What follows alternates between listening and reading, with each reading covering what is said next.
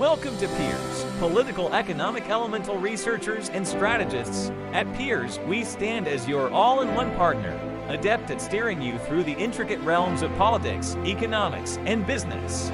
Join us at Peers. We're our seasoned team with expertise in politics, economy, business, and law is committed to your success. Together, we will navigate the future, making informed decisions that lead to lasting impacts. Follow us on Facebook, X, and LinkedIn to stay informed about how we can help you achieve your goals.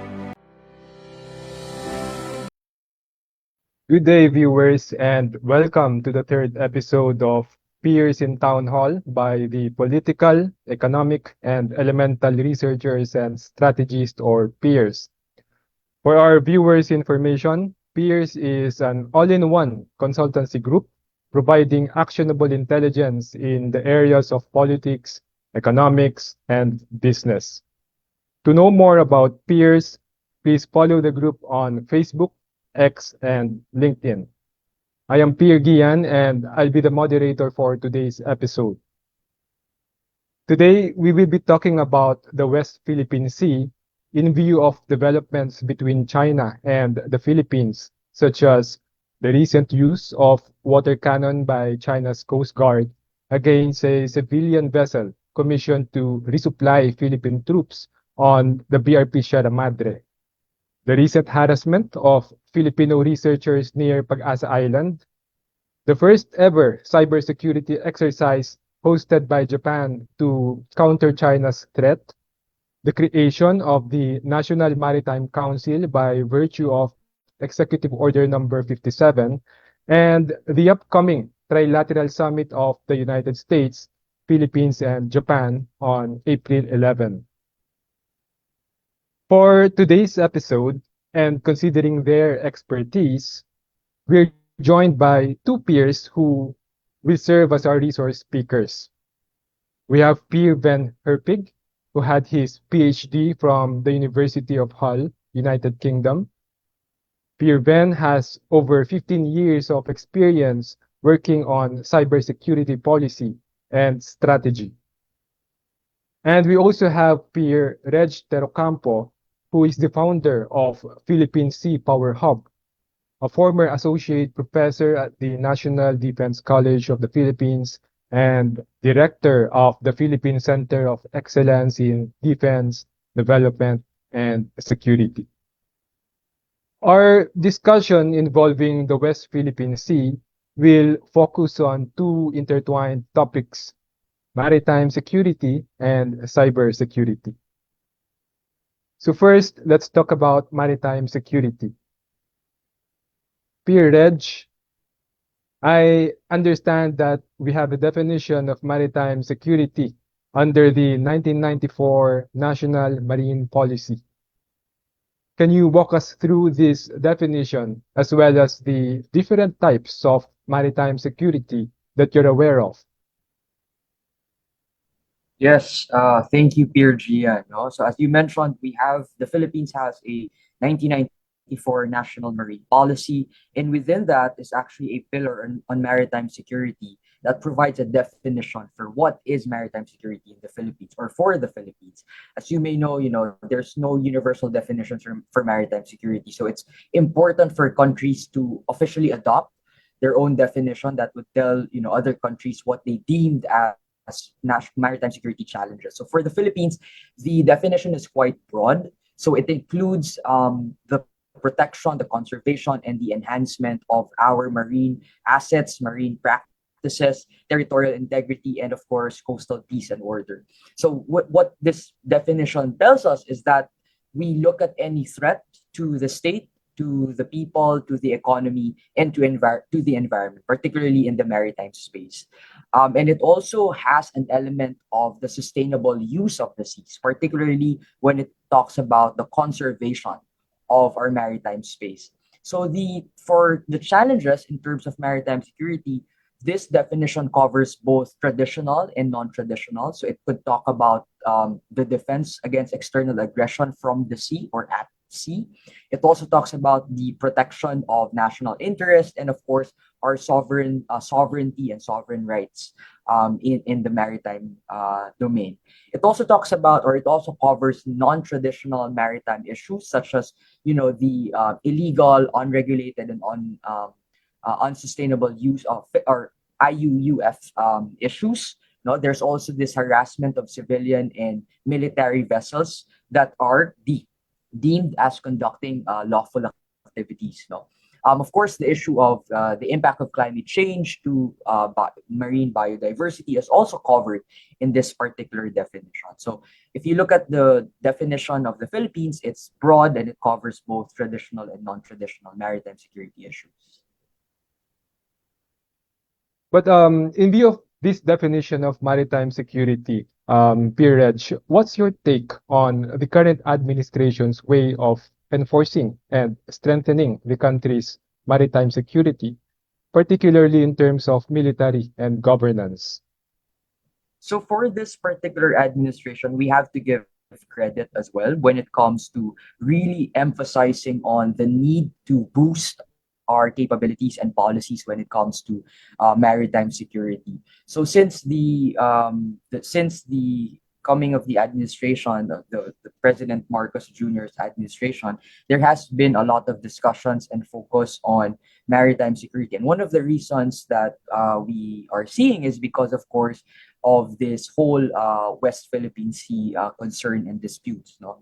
So in terms of governance and policy, since 2022, we've seen how the government, not just the executive, but also the legislative, have focused on maritime related policies and bills. So we have, a discussion about the Maritime Zones Bill, the Archipelagic Sea Lanes Bill, and then recently, the Special Committee in the Senate deliberated on the Philippine Navy Archipelagic Defense Bill.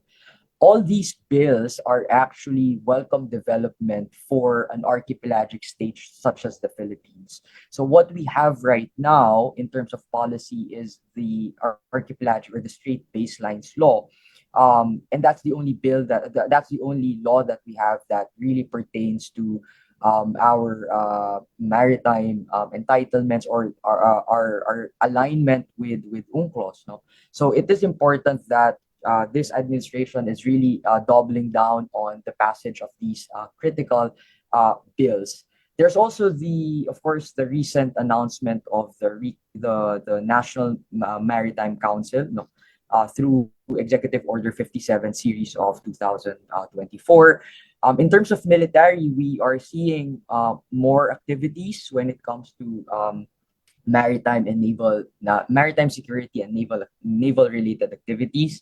Also, there's this expansion and development of more EDCA sites, recent development or recent announcement of the Comprehensive Archipelagic Defense Concept or the CADC, and of course, we've seen so far that the Congress, no, both House and the lower house and the upper house, the Senate and the Congress, are showing interest to support the modernization of the armed forces of the Philippines. So these are welcome developments since the administration came into power in 2022. All right.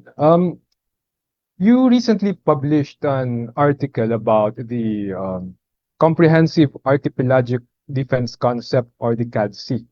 And I remember that in that article you mentioned that this is a welcome development for those who have been advocating for a paradigm shift in the country's defense strategy. So for our viewers' information, what's the relevance of CADC in the area of maritime security? So if you recall, we mentioned about the 1994 National Marine Policy, and basically the 1994 National Marine Policy advocated for the paradigm shift when it comes to the way that we look at ourselves as a country, and focusing on how we could make our economy more robust and reliant on on the ocean-based or the sea-based industries. So the 1994 National Marine Policy advocated for the development of our ocean-based economy. But since then, we have seen little progress towards this shift. And comes this shift in the way that we look at ourselves and the way that we look at or develop our economy would also have an impact on the way that we secure our country and the way that we looked at defense and security in general. So the CADC, in effect, actually pushes this paradigm shift forward, where we look at ourselves as an archipelagic and maritime state, and therefore the way that we view security and the way that we look at defense really puts into consideration the maritime space. And for the longest time, and because of course, the security issues that we have been confronted with in the past decades, our defense and security orientation has always been internal or inward looking. So the priorities that we've seen in the past administration when it comes to national security has focused on internal security and internal security operations for the military. So the recent announcement of the CADC, which focuses on the protection of the state and looking at also the protection of our exclusive economic zone, tells us that the maritime space is now a serious consideration in the way that we look or think about our defense and security. So in effect, it actually pushes forward this paradigm shift that was first espoused by the 1994 National Marine Policy. So this is a good sign, and this is a good development as well, because now this would also push our military to rethink its military strategy, its military operations, it's the way that it develop its capabilities. And that would also force the whole national security establishment to rethink what national security is for a maritime and archipelagic state. So, in effect, this CADC has an impact not just for the defense and security, but also the whole society in the Philippines. Now let's talk about EO 57, which was released by Malacanang on March 31, that renamed and reorganized the former National Coast Watch Council to the new National Maritime Council. Pierre Reg, do you think that this new creation will be a game changer as far as the West Philippine Sea issue is concerned?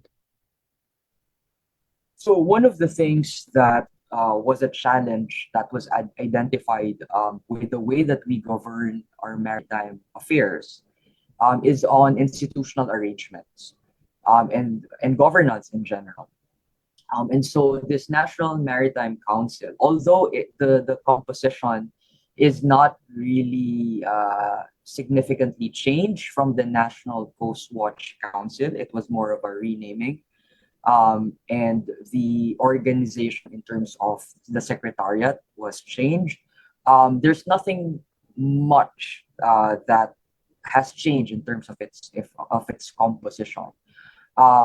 So in terms of will it be a game changer, that might the answer to that might be found in the way that they actually coordinate and the way that they actually work together. So the members of the council, of the National Maritime Council, the way that they coordinate, they collaborate, they harmonize the policies that they are in charge of, is actually the game changer, not so much on the council itself. Because when we talk about institutional arrangement or when we talk about collaboration in general, we're looking at how collaboration actually happens and how the harmonization actually happens. And that's where we could identify, or that's where we could see if the council is effective, if the whole interagency is actually effective. And so that's something that we have to watch out for. Hopefully, the council will convene soon in order to look into all the issues in the maritime space, maritime domain. And that's where we could actually identify or see if there would be new policies by this administration that would come out of that council. Because remember, the council is a policy-making body. So it's important that they come up with, policy initiatives and agenda that would guide the whole government. So one of the things that when we look at the Philippines as an archipelagic state, one of the things that we have to recognize is that most of our national life has a maritime dimension. And so everything that we actually do, both domestic and foreign, has a maritime dimension to it. So if you look at the composition of the National Maritime Council, it's quite limited. No? And I think they identified the key actors or the key agencies that need to be represented in the council. But if we look at it in a more general perspective, everything will have to, consider the maritime space and the maritime environment and our coastal peace and order and practices. So the challenge for the council is really not just coordinate within themselves, but also to coordinate issues that may arise and issues that not may arise and the issues that the composition of the council might not be able to address, and therefore they will have to also coordinate with other agencies outside of that council. So a bit of coordination, a bit of legwork in that sense, but in terms of making it, or is it a game changer really, then we will have to judge it based on the policies that they would be churning out and the way that they collaborate to be able to harmonize the policies that they are tasked to or that they have jurisdiction over. Now, EO 57 also tasked the National Maritime Council to promote maritime domain awareness. What do you think is the most effective way to promote maritime domain awareness? In relation to this, do you see any significant role from other sectors like the youth and coastal LGUs in this area? Yes, so when we talk about maritime security, it really has to do with number one, um, how much do you know about the environment? How much do you know about this particular space?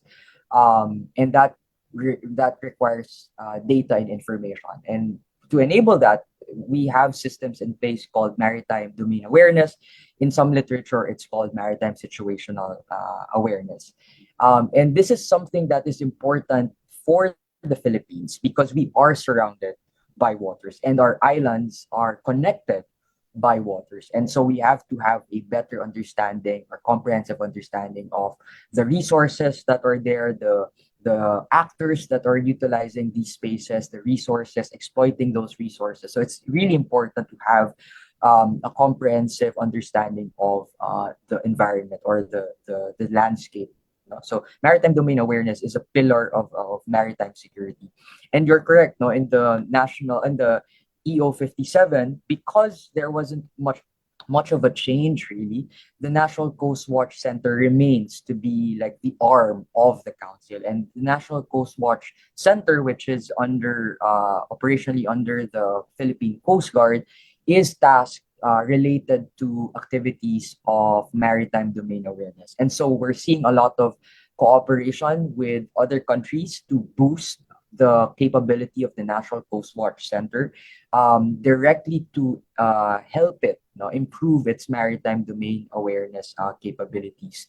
Of course, the other sectors, as you mentioned, the youth, the local government, plays a role as well when it comes to maritime domain awareness.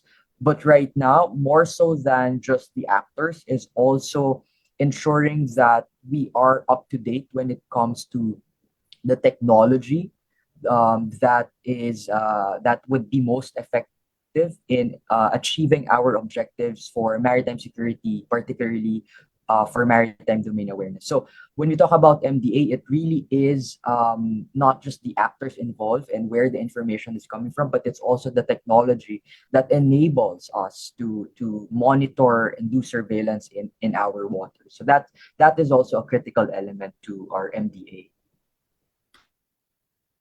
Final question, Pierre Reg. Do you think that the way the current administration handles the West Philippine Sea issue has a positive effect on public opinion and perception? Yeah, I think right now when you look at the vibrant the discussions in the public space related to the West Philippine Sea and maritime security, there are more people who are interested and weighing in this particular issue. No? So when you look at social media, there are more people discussing the West Philippine Sea disputes, and providing their own opinion about this.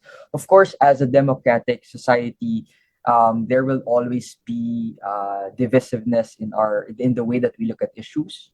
So there will be people and certain sectors in society that might not view the current policies when it comes to the West Philippine Sea in a favorable light, but there are those who view it in a more positive light and are welcoming of what the current administration is doing. So it's a mixed bag of reaction and perception from the public. But one thing that is positive that is coming out of here is that it seems that the Filipinos are more interested now in what is happening in our maritime space. And that already tells us that there is an increased awareness and consciousness of the importance of maritime security for our society. Thank you for sharing your insights, Peer Edge, and please stay with us for another interesting discussion. Now, moving on to another topic, which may also be considered as a subcomponent and a very critical component of maritime security. Let's now discuss about cybersecurity with our international peer, Dr. Ven Herpig. Peer Ven, in your field in cybersecurity, have you ever come across government-sanctioned cyber disruption or espionage? Thank you. I mean, we've come across that almost every week. There's quite some operations going on. We will learn of them later on. The beauty about our field is that we have a lot of IT security companies internationally working in the field that can independently and objectively access operations, and we've become much better in attributing those operations to actors, to so-called threat actors, like groups behind the cyber operation, and also tying them to certain governments. So yes, there have been everything from intelligence collection to hack and leak operations to trying to influence democratic processes to, of course, also pre-positioning in critical infrastructure so that in case of geopolitical conflict, these critical infrastructures such as water, electricity, and telecommunications could be taken out. Do you think that government-sanctioned cyber disruptions are being used by countries involved in the West Philippine Sea dispute? What we've seen in the last years is particularly from cyber threat actors from the People's Republic of China is that they expanded their portfolio from pure economic and political espionage to also operations that are aimed at disrupting the democratic processes as well as critical infrastructures. Lately, what has surfaced was, for example, the so-called pre-positioning, so compromising critical infrastructures, especially when it comes to communications, also in the United States, to have a foothold to when maybe the Taiwan conflict is escalating.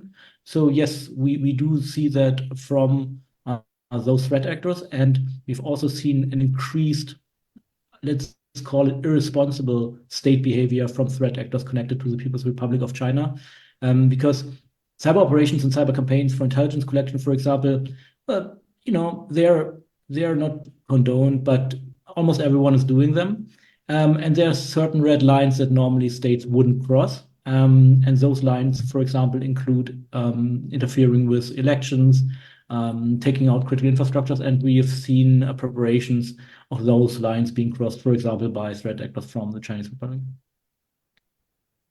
How do cyber disruptions affect diplomatic relations? Well, that always depends on the, let's say, the victim of a cyber operation, because normally in cyber operations and cyber campaigns, no one dies, right? So it has in that scale much less of an impact as would have other national security issues. So it is up to the country to decide how it wants to respond to it. It can just say, okay, we don't like this. We're gonna attribute it, for example, to a certain state. That's always considered sometimes as a strong response. But again, you can also respond with intelligence countermeasures, also military countermeasures. But so far, what we've seen is that normally cyber operations, especially if they are only aimed to collect intelligence, are not responded strongly to by the victim. When it comes to the disruption, that's a different issue. When it comes to taking out critical infrastructures, though we don't have seen that a lot in the past. Earlier, I mentioned that there was a report that Japan recently hosted a cybersecurity exercise with other countries like Palau, Micronesia, the Marshall Islands, Nauru, Kiribati to counter China's threat. In the world of cybersecurity, is China really considered the biggest threat? Well, that kind of depends on who you are. But what I can tell you is that Chinese cyber threats are definitely well resourced, well staffed. They are also practicing their tradecraft. We've seen cyber operations stemming from the People's Republic for years now. So if you are a geopolitical rival of China, then yes, China is a big threat for you. Depends on what other threats are on your list of threats. They might be as well the biggest threat, yes. Now, there was a report that was published last April 2 that says that only 1% of Philippine firms are ready for cyber threats. I think the report was based on Cisco's Cybersecurity Readiness Index for 2024. Does this mean that any country that is hostile to the Philippines can simply disrupt the operations of Philippine firms to cause damage, for instance, to the economy? Well, technically, a lot of countries have the capabilities to do that, and they could also buy them from cyber mercenaries. So they could have those capabilities, but it's also a question of why would they target the Philippine economy? That is also something where we normally think this is kind of a red flag. It's okay to steal information, but to disrupt an economy is something that normally you don't do unless there is also escalation of the conflict in other orders. But we haven't talked about cyber criminals. So cyber criminals, of course, they don't care about politics too much. They care about making a lot of money as fast as possible. And if we, for example, look at the Congressional Policy and Budget Research Department that issued a statement that digitalization could help the Philippine economy to grow by 5 trillion pesos by 2030, there's a lot of money in digitalized services and products in the Philippines. So that's a lucrative market for cyber criminals. And then now coming back to the initial line of questioning, we also have learned that, for example, persons working for the People's Republic of China's cyber threat actors would do so at day, and at night they become cyber criminals. So those cyber criminals might also target the Philippine economy, though not as instructed by the Chinese government, but just because they want to make money and thereby disrupt the economy. So if your economy, and the Philippine economy is so dependent on digitalization, and wants to use it to leverage its economic status, then cybersecurity is crucial. So how should Philippine firms, whether public or private, upgrade their cybersecurity? Well, that always depends on what company you are, how big you are, what's your, let's call it, threat assessment, right? If you're, for example, a small store, a bakery, whatever, well, most probably don't have to do anything, right? But if you are a critical infrastructure operator, like for electricity, for telecommunications, of course, you will be in the crosshair of, for example, threat actors from the People's Republic of China, and then you have to up your game by a large margin. Because, again, those threat actors that may target you are well-resourced and are well-motivated to compromise your infrastructure. But again, it depends on what your infrastructure is, what your company is, and on the threat assessment. But for, I would say, the average company, what you should look at is if you have done your basics. Basics are, is all your infrastructure was patched up to date? Do you have a recovery mechanism? Do you have backups? Does it work? Do you have people working on IT security in your company? Like, that's the basics, and normally most companies fail the basics. If we get that, of course, you will not be protected well against such an actor as a threat actor from China, but you will be well protected, for example, from criminals. Finally, Pirven, is there any legislative or policy track related to cybersecurity that you'd like to recommend to Philippine policymakers or advocates? So if you look at Philippine policy documents on cybersecurity, they are very neat. I mean, they are neat, but and I'm quoting here Assistant Secretary from the DOJ who wrote on cybersecurity and cybercrime, the Philippine perspective. The following words, which I think are very important to consider. He said, like, the problem of cybersecurity lies on the enforcement. And I think that's what we really have to think about. It doesn't matter what you write in your policy documents. Of course, they should be good. But you really have to get it on the ground. You have to implement it well. So if I'm looking at it, I would say one thing in the policy documents that may be adapted a bit is that it has been for 20 years now, since the National Security Plan of 2004, Cybersecurity Plan of 2004, focused very much on cybercrime, which, is important, economy, protecting the economy. But if we look at the West Philippine Sea, for example, then the focus should also include incorporating countering intelligence operations, disruption operations, influencing democratic processes like the elections through cyber-enabled operations. All of that should also be in the focus of the cybersecurity strategy. Second point is that the stakeholder setup of the Philippines looks pretty good on paper. For example, the National Cybersecurity Interagency Committee trying to tie everything together. But if you look at the core technical component of that architecture, which is called the NCERT, the Computer Emergency Response Team of the Philippines, it has only 30 people, right?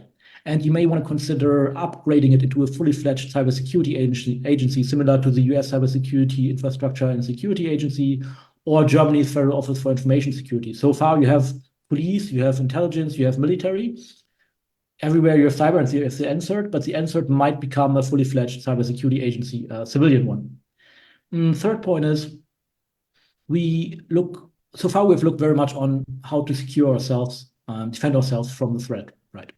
And that's good, that's important, that's the most important thing. But for policy documents, you might also want to look at a comprehensive attribution strategy, so attributing cyber operations to a threat actor and then to a country, and create a response framework of how you respond to those operations. And these response tools can include diplomatic processes as well as intelligence tools, or in the I think extremes case, military tools. And as the last point, I think cybersecurity legislation, as already mentioned in the National Cybersecurity Plan 2024 to 2029, is something that should be pushed forward, because things like minimum security standards for certain companies or extended incident reporting that helps us to get situational awareness is not only important for, as we heard, for maritime security, but also for cybersecurity. So these are things that I would push forward as the next steps.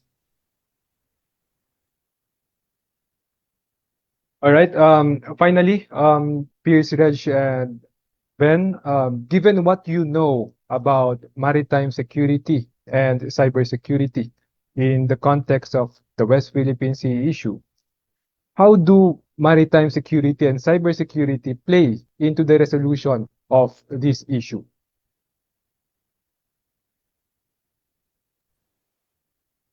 Perhaps you can go first, Pierre Reg. Yeah. When we look at the West Philippine Sea, and I think Piers Van pointed this out or already.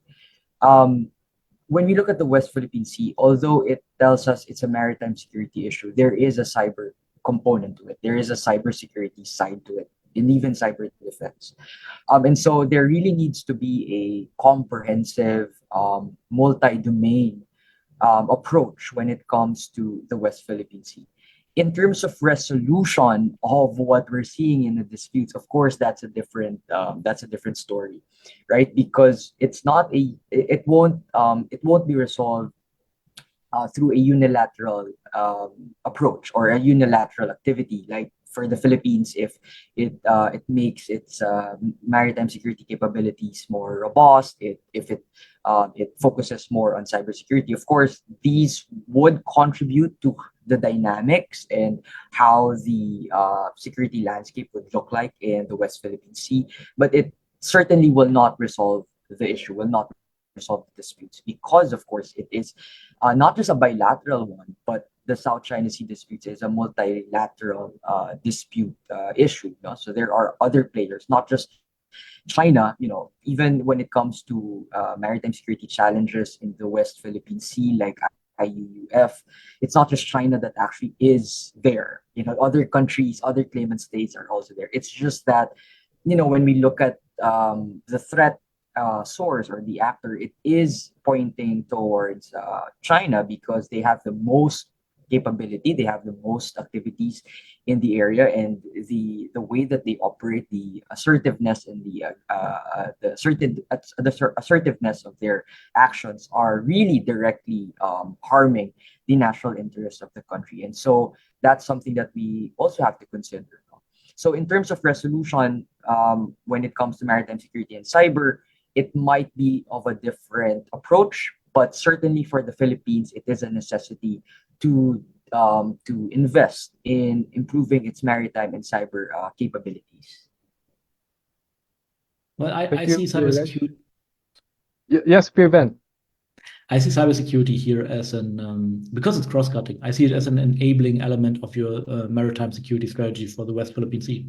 So depending on what you come up with as your strategy for the West Philippine Sea, it kind of dictates of what you have to do on cybersecurity. Let me name 2 or 3 things. One is, of course, half the undersea cables that connect the Philippines to the rest of the world run through either the West Philippine Sea or the Taiwan Strait. So protecting them is quite important. And it's an intersection of maritime security and cybersecurity at best. Second one is, if you want to have a lot of naval vessels in the West Philippine Sea that communicate with each other, cybersecurity's job is to make sure that these communications can be maintained, cannot be disrupted, right? And then as a third point, and that's more on a political meta level, is if there are politicians, for example, who have a certain stance on the issue, who, for example, want to push very extreme positions that may be not in the interest of the People's Republic of China, for example.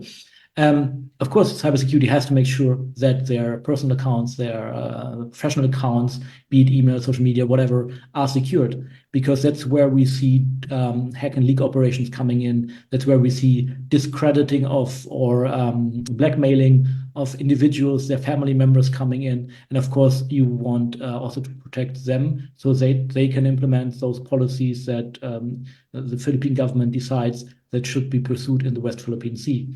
So again, I think cybersecurity here follows very much on the strategic direction that you want to take on maritime security. So thank you for sharing your time and insights, Pierce, Reg, and Ben.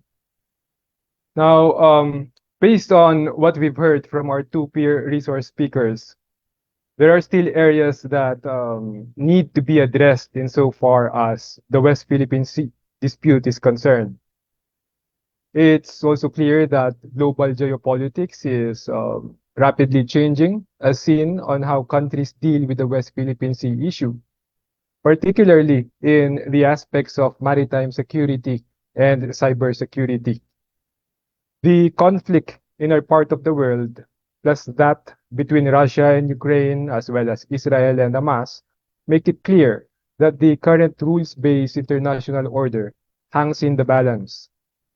And perhaps it's just a matter of time when a more effective rules-based international order that addresses the current issues on maritime and cybersecurity will emerge, and hopefully for the better.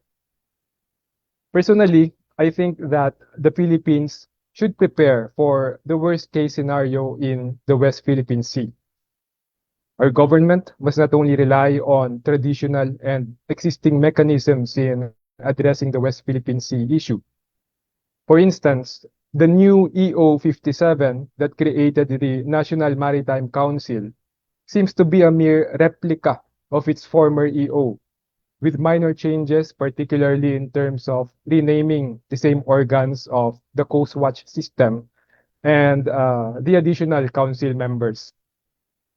Those who reviewed and proposed changes to the old EO could have done better. For an effective whole-of-nation approach to work, our government must explore other resources in addressing maritime security and maritime domain awareness, such as a more proactive and empowered youth sector and coastal LGU involvement. Thank you, Pierre Ven and Pierre Reg, for participating in this episode. Thank you to all our viewers, and we hope to see you again in the succeeding episodes of Peers in Town Hall. Stay informed and please follow Peers on Facebook, X, and LinkedIn. Have a great day.